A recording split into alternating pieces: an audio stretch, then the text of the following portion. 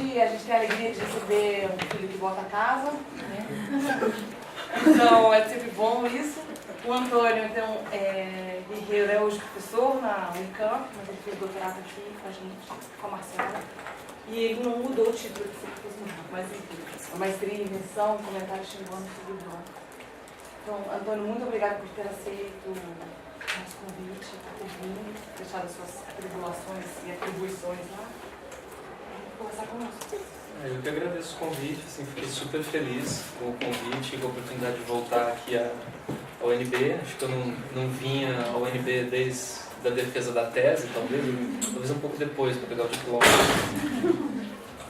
Já se vão aí uns 2 anos que eu não vinha para cá, então voltar para o UNB, voltar para Brasília, para o UNB e para o DAM, para mim foi uma felicidade enorme. Assim. O que me deixa até um pouco constrangido, né, de ocupar essa posição aqui agora, para mim ainda é muito estranha. Nossa propriedade. Bom, quando eu propus esse título, eu achei que eu fosse conseguir efetivamente falar sobre essas duas coisas, né, maestria e invenção, mas quando comecei a preparar a minha apresentação, eu vi que, na verdade, o lado da invenção ia acabar ficando de fora. Provavelmente eu não consigo chegar lá. Mas, enfim, a ideia é fazer uma discussão da relação de maestria no complexo multiétnico e multilingüe do Alto Xingu.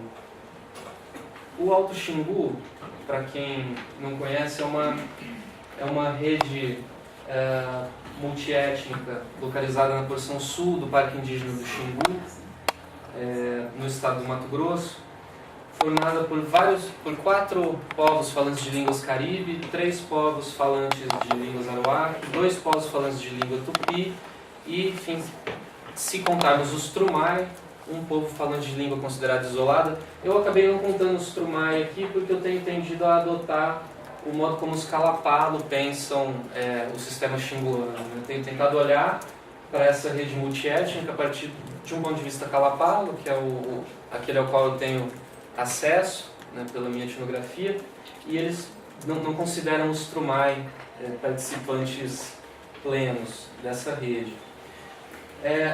Por que a gente se refere ao Xingu como uma rede multiétnica, uma sociedade multiétnica, ou sociedade multilingüe, ou sistema regional?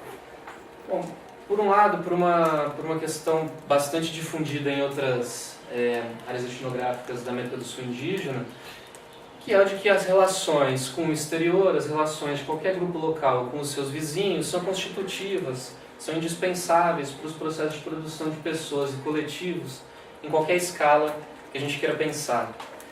Mas o Alto Xingu tem uma certa peculiaridade, né? Os alto-xinguanos e muitos dos seus antropólogos têm reiterado de formas diversas uma certa distintividade xinguana que diria respeito a um ethos pacifista e polido, digamos assim, em detrimento de um ethos guerreiro, predador, agressivo, que seria muito mais comum em outras sociedades amazônicas. Os xinguanos parecem não se interessar muito por esse tipo de comportamento, desvalorizam a guerra e aquilo que ela produz, mas no lugar dela fazem um monte de coisa, entre elas rituais que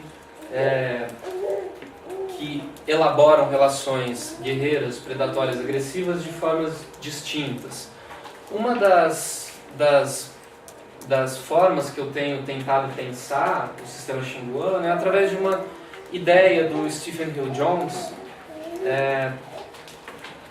que é mais ou menos a seguinte: bom, se na Amazônia é difícil pensar a produção de pessoas e grupos sem pensar as relações com o exterior, talvez na Amazônia só existam então sistemas regionais, talvez não exista outra coisa além de sistemas regionais, o que gera um problema. Precisamos dizer então qual é a especificidade de redes multiétnicas como o Alto Xingu ou, por exemplo, o Alto Rio Negro. E uma sugestão dele é que essas redes elas ampliariam para a escala das relações regionais certos valores e modos de comportamento que em outros lugares seriam mais condizentes com a socialidade intra-aldeã, com a socialidade comunitária, como, por exemplo, a vergonha, a generosidade, o comportamento polido, a evitação do uso de termos que denotem diferença, especialmente afinidade. Então a gente teria aqui algumas situações peculiares nas quais as relações com os estrangeiros, ao invés de assumirem explicitamente, ao invés de funcionarem explicitamente a partir da linguagem da violência, da agressividade, funcionariam em grande medida a partir de certos idiomas, do respeito, da vergonha, da generosidade, da partilha, da produção, que em outros lugares seriam característicos da socialidade doméstica. Bom, a maestria entra aqui em uma chave importante, porque os xinguanos se definem, em grande medida, como donos de uma série de especialidades rituais que, teoricamente, outros povos que não são seus donos não deveriam produzir e trocar, os rituais regionais, e situam a troca institucionalizada de objetos de luxo como algo que está na origem dessa rede multiétnica e algo que é sempre atualizado nos grandes rituais regionais. Então tem algo que salta aos olhos no modo pelo qual os xinguanos se relacionam entre si, que é o fato de que no final de todo ritual regional, todos os coordenadores, necessariamente chefes das aldeias, devem trocar entre si presentes. Esses presentes não são qualquer coisa, né? São objetos de luxo, difíceis de conseguir, difíceis de fazer. Os objetos dos brancos entram aí de uma maneira especial, sobre a qual eu ainda vou falar, mas que configuram um circuito obrigatório, restrito, de trocas aparentemente desinteressadas, mas obrigatórias, aparentemente recíprocas, mas competitivas. Quer dizer, a gente está operando aqui com uma série de questões clássicas do ensaio sobre a dádiva, né? De como é que a troca pode ser também uma ação violenta. Enfim, isso marca toda a análise do Moa sobre o corpo na costa noroeste, e como uma pessoa pode contratar por um grupo, né? Como quando uma pessoa oferece um objeto, ela se coloca no lugar de um grupo inteiro. A gente está diante de um problema sobre a personificação na Amazônia, que está diretamente conectado a um dos problemas clássicos do ensaio sobre a dádiva. Então a minha intenção aqui, ao falar sobre maestria, era tentar fazer essa conexão entre essa categoria mestre, dono, que é tão presente na cosmologia xinguana e nos seus rituais, que estrutura boa parte da sua vida social e que eu acho que fornece algumas pistas para a gente entender o que faz do Alto Xingu um complexo multiétnico com algumas peculiaridades e que pode talvez ser relacionado a outros conjuntos multiétnicos como o Alto Rio Negro ou, por exemplo, a bacia do Rio Colômbia na América do Norte. Só para situar isso um pouco melhor, essas questões são tentativas de desenvolver em outros sentidos algo que já tinha aparecido na tese. Eu tentei trabalhar um pouco com essa posição de dono, controlador, mestre, possuidor, cuidador, protetor, com as diferentes facetas dessa posição durante a tese para tentar entender um pouco melhor a chefia alto-xinguana, porque os chefes são donos da sua aldeia, são donos das pessoas que vivem na sua aldeia e, bom, assim como os donos das espécies naturais, também podem aparecer como agressores ou para aqueles que estão sob seus cuidados ou para outros que tentem interagir com ele ou aqueles que estão sob seus cuidados. A minha intenção agora é tentar expandir um pouco isso para outros campos, né? Eu fiquei olhando para a chefia e para o parentesco e agora estou querendo olhar essa relação em outras coisas. Em parte, isso se deve a um trabalho que eu coordenei com os Kalapala entre 2011 e 2014 no Museu do Índio, que foi um projeto de documentação sobre os conhecimentos ligados à produção dos famosos colares de conchas Kalapala. O projeto ainda está em curso, agora o foco não são mais conchas, é outra coisa, é o pilão. Eu saí da coordenação do projeto, mas o projeto continua avançando. E isso me deu, essa experiência nesse projeto de documentação me deu o que pensar, porque os Kalapala não tiveram a menor dúvida ao elaborar um projeto de documentação cultural, que o objeto dele tinha que ser aquilo do que eles se dizem donos. Então, se vamos documentar a nossa cultura, temos que documentar aquilo que nos diferencia na rede regional Xinguani, que nos diferencia a nossa relação de maestria sobre o caramujo. Isso me pareceu interessante, porque a relação de maestria ocupou aqui um lugar de mediação, de comunicação dos Kalapalo com o mundo não indígena, seja sob a forma da instituição Museu do Índio, seja de uma forma mais difusa, né, o possível público do filme que eles produziram sobre o caramujo. Até foi legal porque foi a primeira produção dos cineastas Kalapalo e o filme ganhou o primeiro lugar no concurso de vídeos sobre patrimônio cultural e material da América Latina, no Peru, um prêmio patrocinado pela Unesco, que deixou eles muito felizes com esse negócio. E, ao mesmo tempo, era também uma forma de se comunicar com seus vizinhos, porque eles queriam dizer aos Kuikuro, de todo jeito, que eles não tinham exatamente muita legitimidade para continuar fazendo colares, que aquilo era uma invenção recente, movida pela necessidade e pelo desejo de dinheiro, e que, enfim, julgaram que essa seria uma boa oportunidade para conversar ao mesmo tempo com essas duas categorias de outros, né? Os seus outros índios e os outros não índios. Então eu tenho tentado testar a relevância dessa categoria de dono, mestre, para pensar esses processos de articulação em escala regional. Um pouco a aposta é essa, isso faz parte de um projeto que eu comecei há pouco tempo, que se chama Sistemas Regionais Ameríndios em Transformação.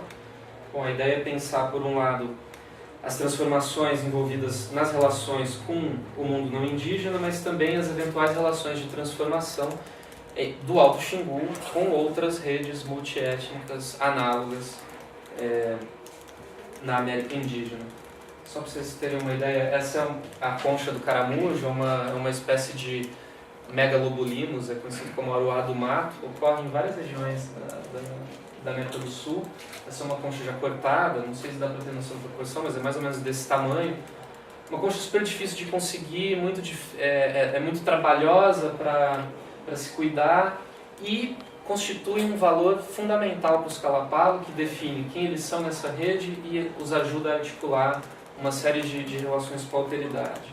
Então a ideia era tentar pensar essa relação e, bom, uma coisa que eu achei que podia ser feita era uma pergunta. Isso é uma pergunta assim, que eu estou me fazendo e não tenho uma resposta para ela. Em que medida essas posições de dono ou mestre nos obrigam a discutir trocas de dons na Amazônia, nos contextos onde elas são pertinentes?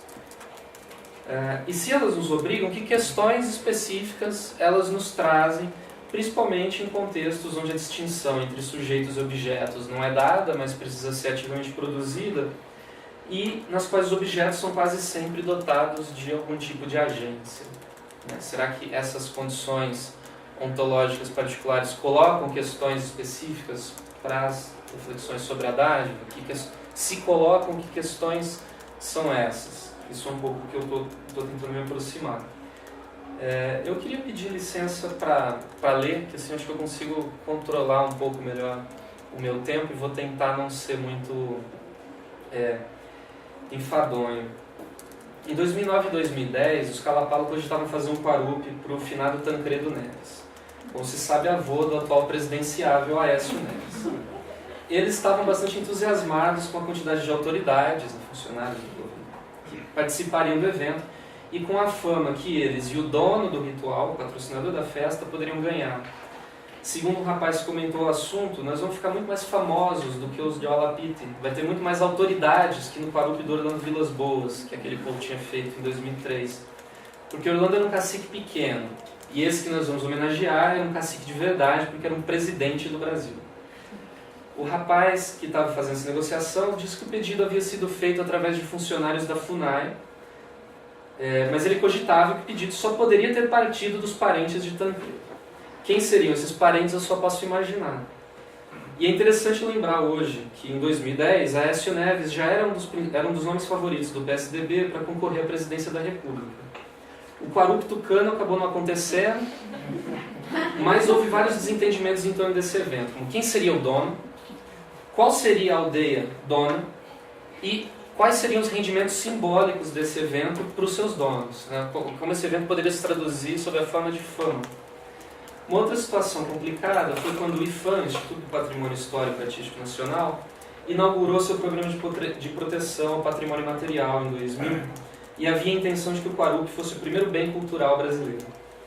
O processo que poderia levar ao registro foi interrompido logo no começo, porque alguns líderes, pelo que eu vi, não trabalhava na área à época, mas me disseram o seguinte: as pessoas ficaram incomodadas com a ideia de transformar o Quarup em patrimônio brasileiro. Era uma questão evidente. Como me disse uma liderança, o Quarup é dos xinguanos e não do Brasil. Uma questão simples. Outra pessoa importante também disse ter ficado preocupado ao saber que a Fundação Roberto Marinho estava apoiando o projeto. Ele não queria que a Globo se tornasse dona do Quarup, justamente. Imaginem o que aconteceria com um povo que tivesse a sua principal esfera de ação política, ritual ou não, nas mãos da Globo e da família Neves. Os xinguanos parecem saber bem o que fazem ou faziam. Mas, bom, enfim, não vim falar dessa política. Tanto o Quarup Tucano quanto a patrimonialização do Quarup foram dois quase-eventos cosmopolíticos. Quase-eventos porque não aconteceram, mas não deixaram de gerar efeitos como eventos gerariam. E cosmopolíticos porque costuraram agentes pertencentes a diferentes mundos e escalas, humanos e não humanos, como os Calapalo e seus vizinhos, efígies mortuárias, chefes falecidos, ex-presidentes, presidenciáveis, órgãos do Estado, políticas públicas. E a categoria que operou esses agenciamentos foi Dom, bastante conhecida da etnologia americanista. A maestria e a troca de dons têm ocupado talvez posições diferentes nos debates da etnologia sul-americana. O tema da maestria vem sendo cada vez mais debatido em trabalhos sobre propriedade intelectual, ritual, chefia, xamanismo, ecologia. Mas parece comum que se tome a maestria, antes de mais nada, como uma relação comparável à propriedade, tal como pensada no mundo ocidental. Mark Brightman, por exemplo, em sua etnografia dos sentidos de dono para os trio, sugere que essa posição implicaria em relações equivalentes às nossas sobre a propriedade, porque seriam igualmente calcadas na domesticação e transformação do ambiente, diferindo apenas quanto à criatividade implicada em tais processos.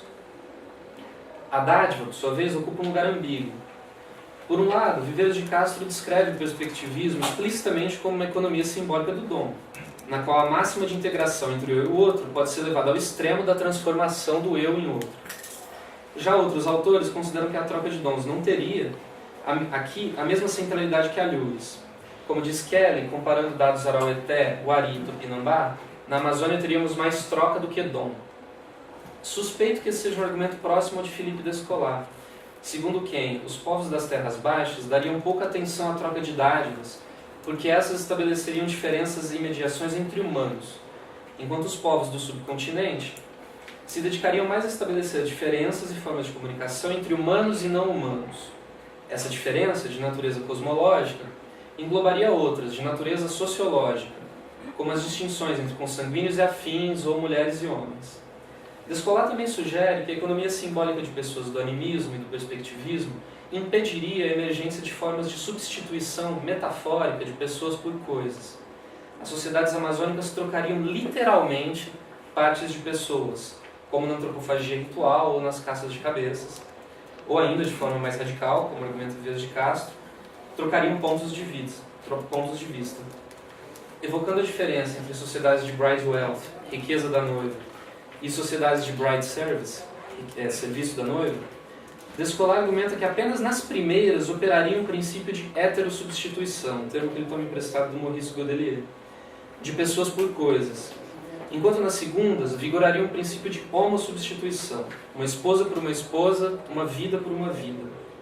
As sociedades amazônicas, como se sabe, têm sido vistas sempre como sociedades de bride service, e Descolar aponta que ele conheceria apenas duas exceções: os guarriros, da Colômbia e Venezuela, e os índios da Araucania, que habitaram o Chile central até o século XVIII, antes da etnogênese dos Mapuche. Ambos possuem pagamentos pela noiva e pagamentos para compensação de homicídios, mas também teriam algo mais em comum. seriam sociedades que domesticam animais e, ao fazê-lo, convertem seus animais domésticos em riquezas. Outros autores, mais próximos do que ficou conhecido como economia moral da intimidade, também sugerem que seria inadequado falar em troca nas sociedades amazônicas. Peter Gall, por exemplo, argumenta que trocas de dádivas estão ausentes na Amazônia. Cito literalmente: trocas de dádivas estão ausentes na Amazônia. Fecha aspas. Pois a moral e a estética nativas estariam voltadas para a demonstração de capacidades de produção e partilha. Cecília McCallum, a respeito dos Kaxinawa, também sugere que a noção de dádiva não corresponderia às percepções nativas sobre a partilha de objetos e alimentos na vida comunitária. Stephen Hill Jones, em um conjunto de trabalhos contemporâneos, tem chamado a atenção para o potencial das análises sobre a dádiva na Amazônia. A tradição amazonista teria sido muito mais influenciada pela teoria levi-straussiana da aliança do que pelas teorias britânicas do dom, de modo que a troca pareceria se encontrar apenas no campo do parentesco, ainda que esse universo não se restrinja ao universo humano. Ao contrário, segundo sugere Will Jones, a dádiva, tal como analisada por Marilyn Strathern, permitiria estabelecer uma ponte entre as duas tradições teóricas e etnográficas, a partir da visão do dom como uma matriz relacional, na qual pessoas e coisas seriam signos ou veículos das relações que as geraram, em que as relações entre pessoas e coisas se engajam determinaram quais seus componentes seriam relevantes para a ação. O que dizer então de sociedades como as do Alto Xingu, do Alto Rio Negro, que dedicam boa parte do seu tempo à troca, ritualizada ou não, de riquezas materiais e imateriais? Isso é uma coisa que os calapalos sempre colocam, né? O idioma da troca se impõe, né? A partir do momento que você pisa numa aldeia xinguana, as pessoas rapidamente estão tentando te situar quem é o dono de cada estrutura da aldeia, quem é o dono da casa dos homens, quem é o dono do caminho da lagoa, quem é o dono do caminho principal da entrada, quem é o dono do caminho principal do maior penquisal, quem é o dono do centro, quem é o dono do caminhão, quem é o dono da escola, quem é o dono do antropólogo, quem é o dono do enfermeiro. É uma categoria que atravessa costura diferentes universos, né? O principal chefe da aldeia onde eu faço pesquisa, ele uma vez veio comentar o assunto de que os calapalos de outra aldeia estavam tentando expulsar o seu antropólogo e não sabiam bem como, porque apenas uma facção da aldeia queria expulsar o antropólogo, a outra queria manter ele lá. Ele falou: você tem que entender que o problema deles é que lá tem muito dono, tem um excesso de donos. O antropólogo é de um dono, o enfermeiro tem outro dono, o professor tem outro dono, é claro que eles vão brigar. Aqui não, aqui todo mundo está na minha família. É muito mais estável, é muito mais fácil. E eles chamam muito a atenção para que tudo tem que pagar. O trabalho do xamã é muito caro, partos são muito caros, enterros são muito caros, aprender cantos é muito caro, aprender uma série de conhecimentos especializados, como discursos rituais, é muito caro, né? Tudo tem que pagar. Casamentos por noivado são caríssimos, vou falar mais sobre isso depois. Enfim, tudo tem que pagar. Isso coloca uma questão adicional, pela capacidade de certos objetos atuarem como substitutos de virtualmente qualquer coisa. Porque os colares de caramujo, que são os colares de caramujo, que eles comparam ao ouro. Eles sempre dizem: o caramujo é o nosso ouro. Principalmente por duas razões. Pela duração, eles insistem muito na ideia de que as conchas são eternas, elas não vão acabar nunca. Se você não pisar, não martelar, não fizer, né, não forçar, elas não vão quebrar nunca. Você pode reciclar essas conchas para sempre. E eu demorei um tempo para entender como essas conchas eram capazes, talvez justamente por sua durabilidade, de carregar alguma memória. Que é outra coisa que a gente encontra em etnografia sobre a dádiva em outras regiões etnográficas, como a Melanésia ou a América do Norte, e que na América do Sul ocupam um espaço muito menor. Eu, eventualmente, sempre que eu vou para a aldeia, eu levo alguns dos colares que eu tenho, porque as pessoas ficam doentes, né, e precisam de caramujo para pagar, e eu acho que não funciona muito, né? Não faz sentido eu ter caramujo e eles ficarem sem caramujo quando precisarem para pagar pajé. Então eu sempre levo uma reserva de caramujo para eventualmente colocar nesses circuitos de pagamentos. E sempre que esses colares aparecem, a primeira pergunta é: quem te deu? E sempre, os calapalos sempre se surpreendem quando eu não sei responder. Acham de uma deselegância de uma deselegância tremenda tratar aquilo, talvez, justamente, né, como um mero objeto, algo que não seja capaz de me remeter às relações que o produziram. Né? Ao contrário, eles acham muito melhor quando eu sou capaz de dizer, não, isso aqui eu ganhei de fulano, e aí a conversa se prolonga, mas ele te deu em troca do quê? Por que ele te deu? Quando foi? Quer dizer, surge uma conversa sobre as condições que fizeram com que aquele objeto valioso, virtualmente eterno, inquebrável, viesse parar nas minhas mãos. Né? Tem uma tentativa de abrir, digamos assim, se a gente quiser usar o conceito de caixa preta do Latour, tentar abrir a caixa preta do colar e ver que relações me transformaram em dono daquele colar naquele momento. Bom, aqui na esquerda um colar masculino. Um colar masculino, em média, leva umas 150 conchas inteiras. Quer dizer, umas 150 conchas não, desculpa, umas 150 plaquetas que demandam umas 30, 35 conchas inteiras. E, enfim, isso dá trabalho pra caramba para conseguir.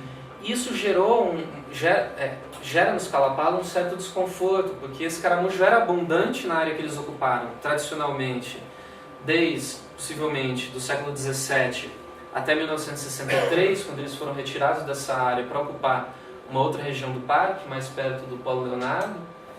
E hoje eles obtêm um caramujo ligeiramente diferente dos Chavante, principalmente em Canarana, Brasília, e eventualmente obtêm caramujo dos Pataxó na Bahia. Né? Se deslocam até a Bahia para conseguir um caramujo equivalente, que é mais escuro, mais frágil e, portanto, menos valorizado.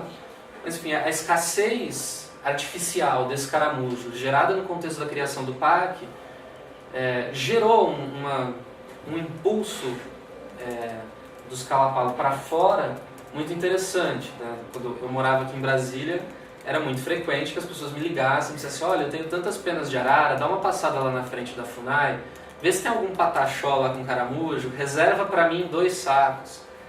Isso era uma coisa muito comum, porque eles precisavam montar essa rede para não ficar sem caramujo, porque ficar sem caramujo vai ficar sem esposa, vai ficar sem xamã, vai ficar sem ritual, vai ficar sem muita coisa. E é isso uma coisa que eu tentei, ao longo desse projeto de documentação, explorar. Bom, vamos ver então onde é que o caramujo pode nos levar. Será que se a gente fizer esse exercício de abrir a caixa preta do caramujo, onde é que um ponto de vista Scala-Palo sobre esse objeto, sobre essas riquezas, poderia nos levar? Nossa, só para ter uma ideia, que hora eu comecei a falar? Só falar mais ou menos essa parte.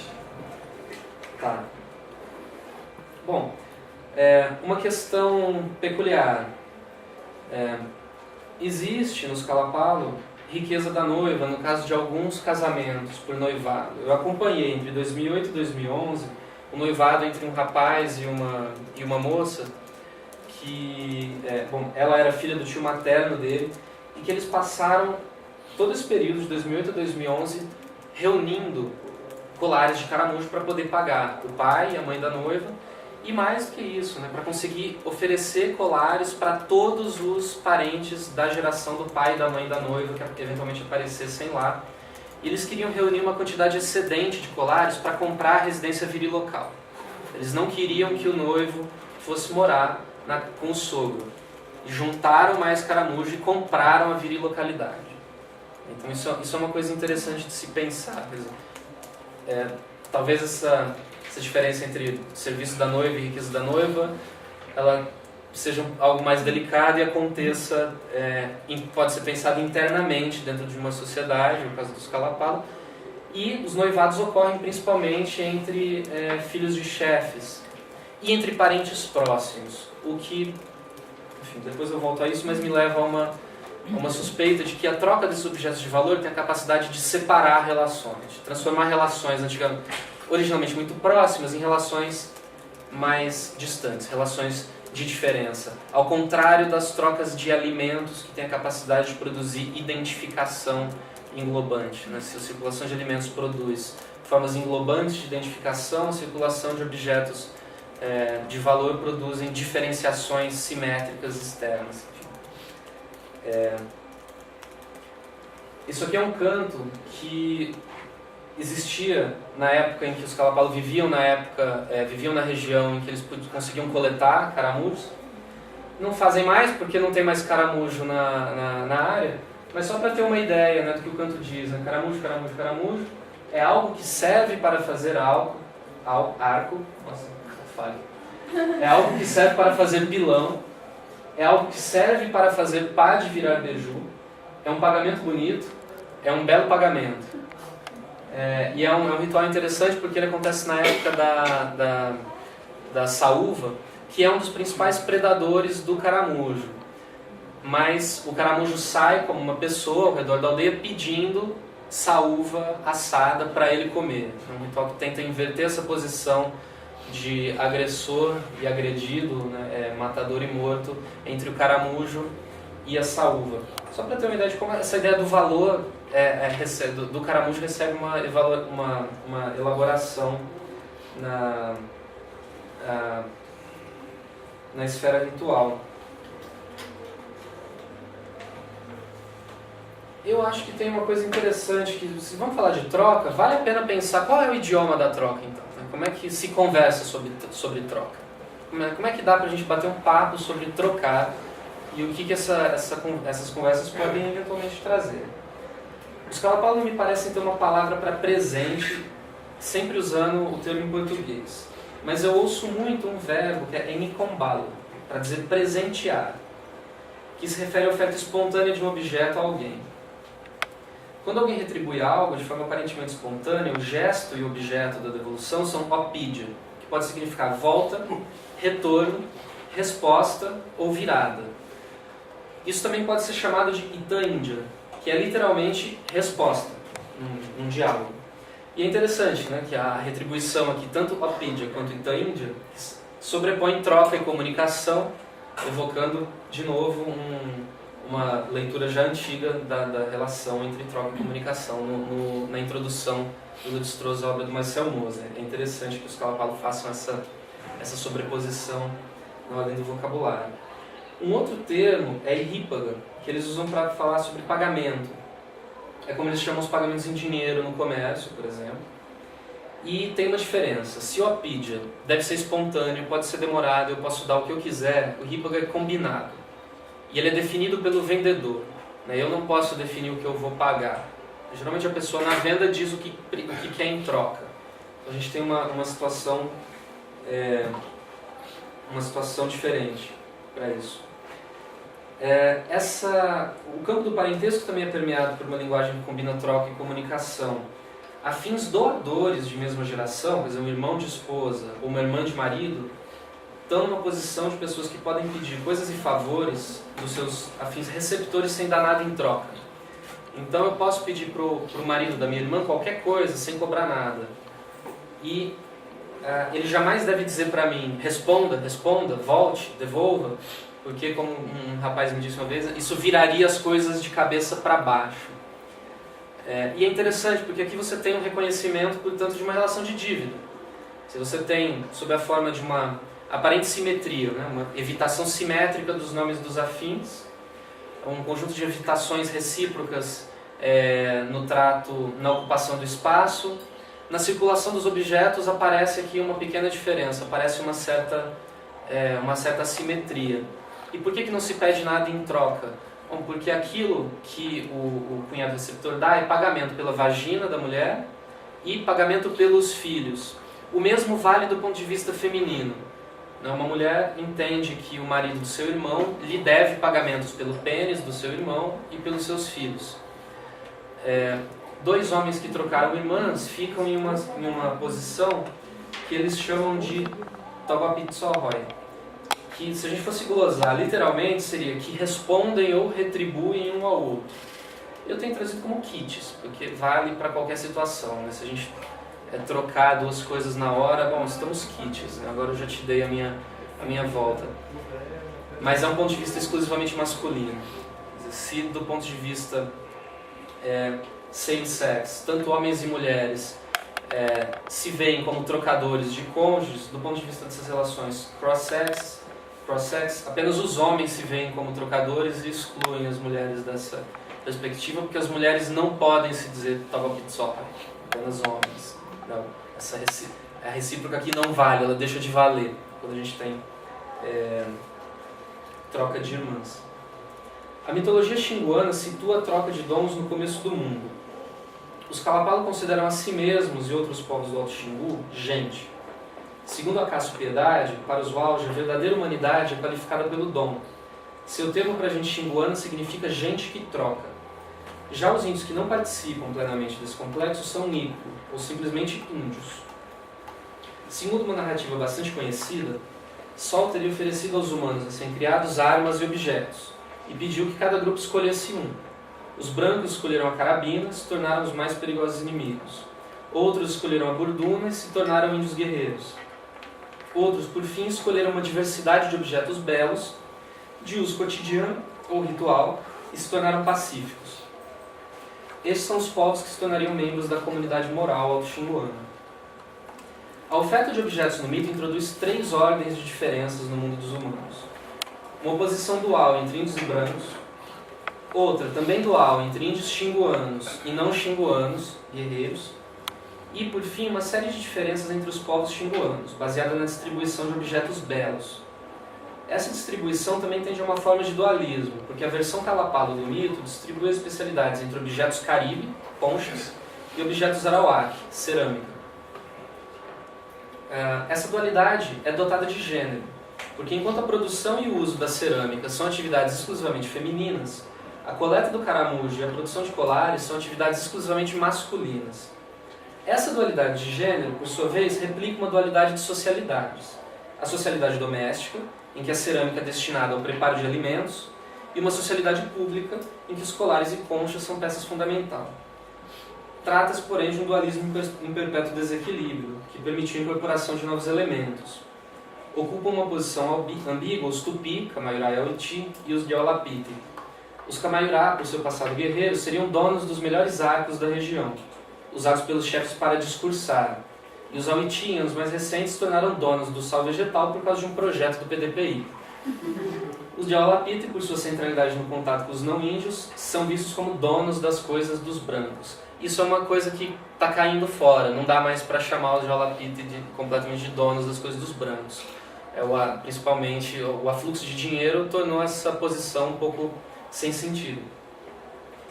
Sol determinou que eles deveriam então viver pacificamente na bacia do Xingu, trocando suas especialidades em rituais patrocinados por e para chefes. O mito traça outra série de distinções, portanto. Alguns objetos seriam apropriados para a guerra, enquanto outros teriam a capacidade de evitá-la ou substituí-la. E isso é uma coisa interessante. Os Kalapalo sempre dizem, enquanto outros povos têm burduna e fazem guerra, nós temos objetos belos e trocamos, fazemos rituais, dançamos. Agora, quando os xinguanos dizem que os rituais e a troca estão no lugar da guerra, isso quer dizer o quê? Tradicionalmente isso foi interpretado como a troca se opõe à guerra. Ela é o inverso da guerra, ela é o contrário da guerra. E eu acho que a gente poderia tentar levar isso para um outro lado. O que acontece se a gente entender que os xinguanos, quando dizem os rituais e a troca estão no lugar da guerra, é porque eles podem fazer de uma outra maneira aquilo que a guerra faz ao seu modo. E se está no lugar da guerra é um modo de substituir a guerra de uma outra maneira, realizá-la de uma outra forma, talvez metafórica. A maestria sobre esses objetos talvez fosse parte então de uma espécie de antropologia xinguana, pela qual eles inventam uma cultura para si e para os seus vizinhos e para os seus vizinhos não xinguanos, que podem também surtir efeitos nos seus processos de invenção da cultura, como no projeto de documentação sobre o caramujo para os não índios, no caso da relação deles com o Museu do Índio. Esse é um tema clássico da etnologia guineense. O Rivière fala sobre isso, sobre como a especialização produtiva seria artificialmente gerada nas Guianas para impulsionar os grupos locais a trocar uns com os outros. Mas aqui a gente ainda tem uma questão, os grupos locais seriam pré-existentes à troca, a troca seria um fenômeno secundário à existência dos grupos locais. E mais uma coisa, a gente tem ecos interessantes com os mitos dos povos da bacia do rio Colômbia, na América do Norte, que Lévi-Strauss analisa no Homem Nu. Nesses mitos, a passagem da natureza para a cultura não seria pensada pelo advento do fogo culinário, mas pelo advento de trocas interétnicas de especialidades. Os povos da bacia do Colômbia, região clássica do Portland, seriam principalmente pescadores. Segundo Lévi-Strauss, assim como os peixes se distribuem desigualmente ao longo do curso dos rios, os povos também o fariam. E tal como os peixes que sobem e descem em rios sazonalmente, os povos se deslocariam uns em direção aos outros para trocar.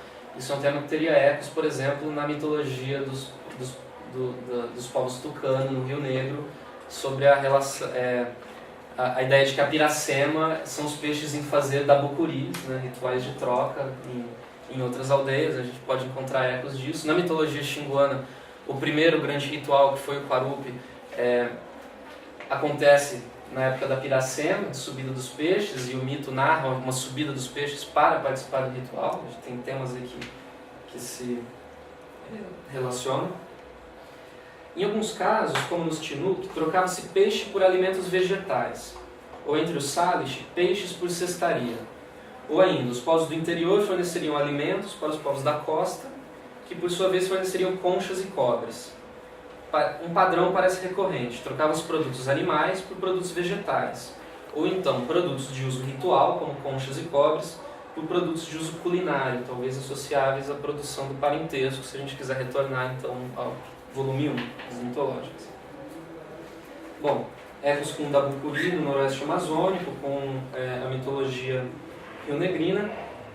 A gente poderia se perguntar, seguindo então as análises da Stratton sobre o dono, quais seriam os movimentos de objetificação e personificação envolvidos nas trocas desses objetos valiosos no Alto Xingu?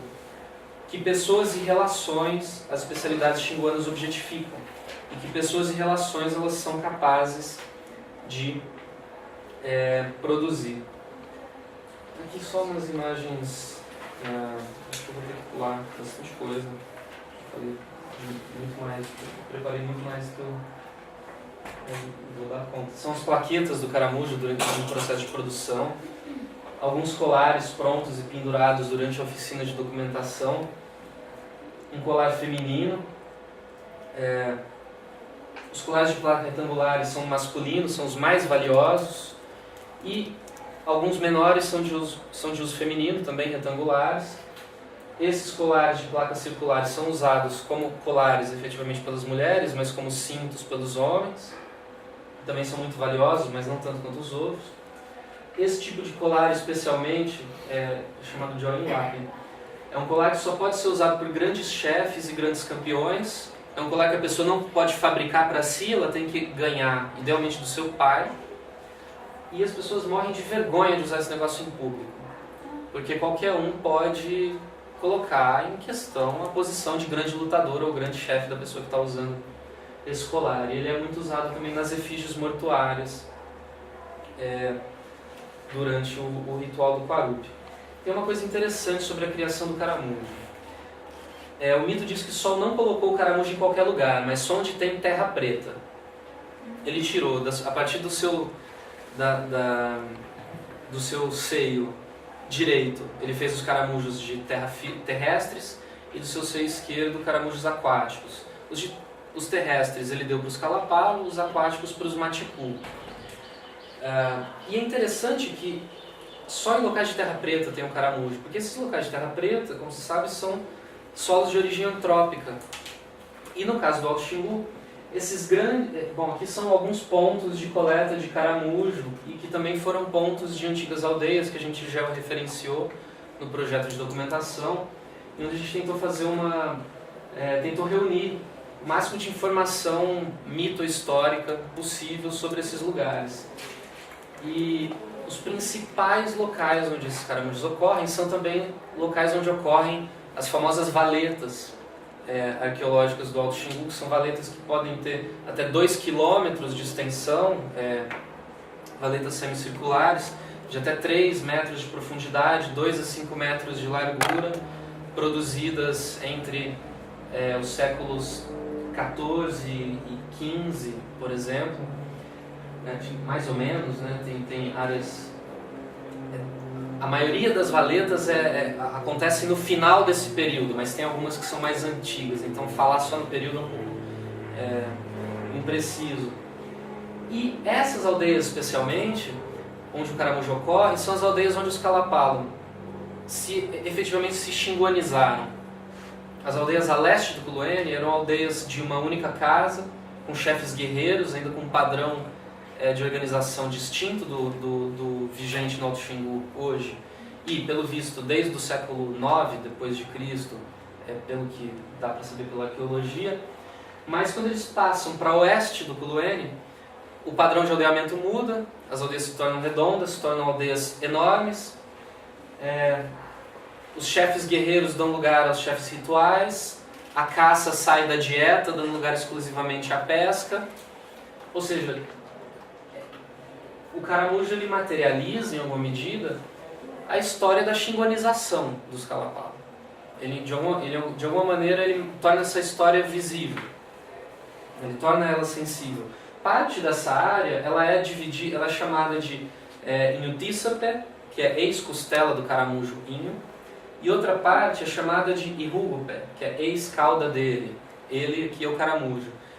Essa área é uma versão destotalizada do corpo do caramujo, e não de qualquer parte do corpo do caramujo, mas da costela, que é usada para fazer colares masculinos, principalmente, e da que é usada sobretudo para fazer os colares femininos. Ou, enfim, os colares de placas retangulares, os colares de placas arredondadas. Enfim, você tem uma certa sobreposição entre o corpo do caramujo e essa área na qual ele ocorre, que foi também a área na qual os Kalapalo se xinguanizaram, efetivamente. É nessa área que se situam as aldeias que os Kalapalo chamam de Iho, que são as aldeias esteio. O que são aldeias esteio? São pontos de referência identitários para outras aldeias que se desdobraram a partir delas, ou que precisam delas como referência, por exemplo, para fazer rituais, para enterrar os mortos. Isso não é uma hierarquia totalizante, né? Qualquer aldeia pode virtualmente ser esteio de outra menor e menos importante do que ela, né? Qualquer aldeia pode ser esteio do seu próprio ponto de vista, você não tem uma estrutura piramidal desse negócio. Mas enfim, os esteios, as aldeias esteio, são as aldeias dos grandes chefes memoráveis do Alto Xingu. Então, por exemplo, nos rituais regionais, quando os chefes se cumprimentam, que são dois chefes estrangeiros se cumprimentando em um parupi, no discurso de recepção dos mensageiros que vêm convidar para a festa, isso aqui é um trechinho desse discurso, o chefe fala sobre como eles não têm os objetos dos nossos avós, que não são mais encontrados, não existem mais, não furamos mais, não fabricamos mais, porque vivemos em outro lugar. E tem uma outra passagem desse discurso, onde não é que não vivemos em outro lugar em abstrato, não vivemos onde viviam Akana, não vivemos onde vivia o chefe Akana, onde vivia o chefe Kanutari, onde vivia o chefe Eusago, onde viviam, né? Eles vão listando uma série de chefes que também são os esteios das pessoas. Os chefes são aqueles que dão suporte para as pessoas. Eles usam muito a metáfora do corpo com os braços, né? Se você tirar os braços do corpo, os braços caem no chão. É a mesma coisa com o esteio, um chefe e as outras pessoas. Se tirar o chefe, a aldeia se fragmenta, né? Ela se esfacela. Então comecei a achar que talvez valesse a pena perseguir isso. Isso é uma das coisas que eu estou querendo perseguir mais nesse projeto de pesquisa que eu estou conduzindo agora. Como uma investigação sobre as narrativas sobre esses sítios e sobre os modos pelos quais a memória desses sítios é associada à produção do parentesco pode ter algo a nos dizer sobre as relações regionais no Alto Xingu. E aí o caramujo me parece um fio condutor que tem me levado a essas coisas. Suspeito que a gente poderia expandir essa pergunta para os Waljô. O território Caribe, na mitologia, é todo definido por peixes que sobem o rio Kuluene e vão marcando uma série de lugares de ocupação tradicional caribe, a oeste. A mitologia Waljô descreve uma cobra canoa, aí de novo a gente volta para o Rio Negro, descendo o rio Batovi, a oeste, defecando argila, e em cada local onde ela defecava argila, descia um chefe de um grupo de germanos hierarquizados entre mais velho e mais novo, e que foram montando os grupos locais, o auge, dando origem às diferentes linhas de chefia, o auge. Então a gente tem, de novo, um paralelo com outros sistemas regionais e, novamente, a relação dos auge, dos objetos de valor com o espaço e, possivelmente, com memória do parentesco associada a esses lugares. Uma questão ainda muito em aberto para mim, uma coisa que eu estou tentando elaborar a partir de narrativas e alguns cantos também, enfim, que relação é essa? Os caramujos não são só um recurso natural, isso é uma coisa importante. Eles têm um dono sobrenatural como várias outras espécies naturais, que é a onça. E é interessante que eles descrevem a onça como um ser coberto de caramujo. Os humanos usam cintos e colares, a onça não, a braçadeira dela é de caramujo, as joelheiras dela são de caramujo, as tornozeleiras dela são de caramujo. E a Elsie Lagro uma vez me chamou a atenção, numa conversa sobre as conchas xinguanas, sobre como os Kaxinawá viam o Inca de uma forma análoga, né? Como um jaguar com o corpo coberto não de conchas, mas de miçangas, que seriam o equivalente Kaxinawá daquilo que dura, que só precisa ser refeito, basta trocar o fio, como os calapalos falam, tem garantia, viu? Pode levar tranquilo.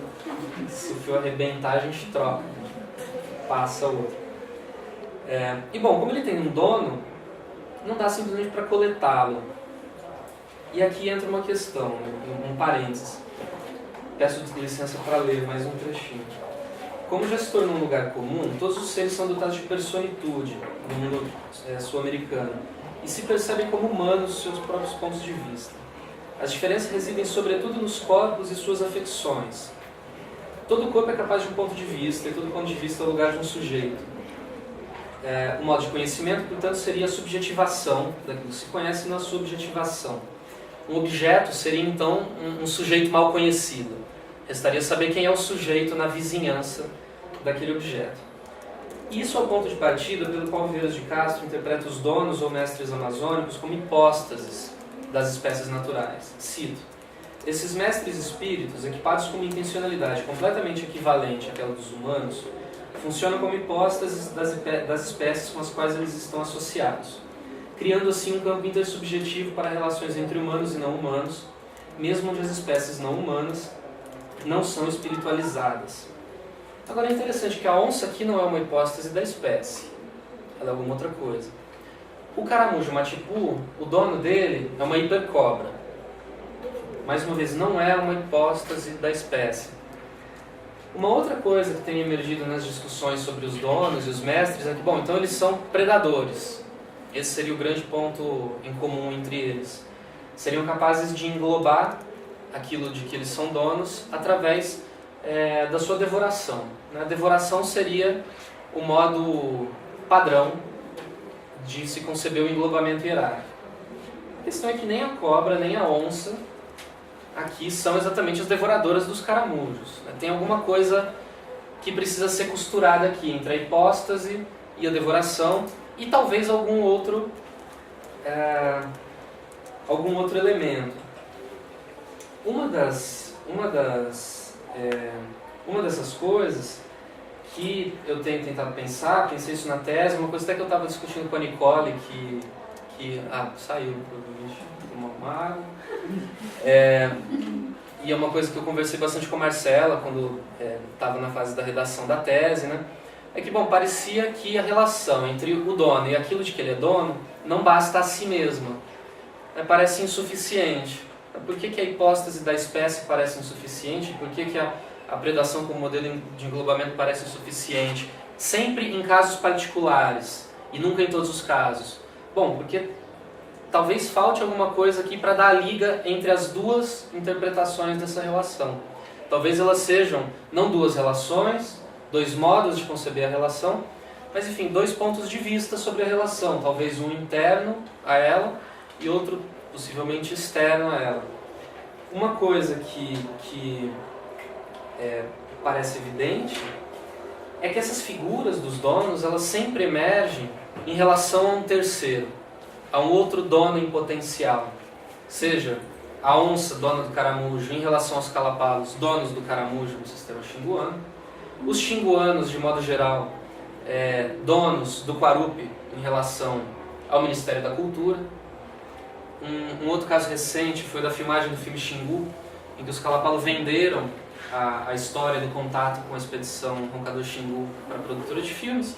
Uma série de coisas deu errado, não conseguiram filmar isso com eles, foram filmar com os Diaulapiti. Os Calapalo ficaram transtornados quando descobriram que os Diaulapiti estavam usando os nomes dos seus ancestrais na história, porque disseram, não, nós vendemos a história, vender os nomes é uma história completamente diferente. Vão ter que pagar dobrado.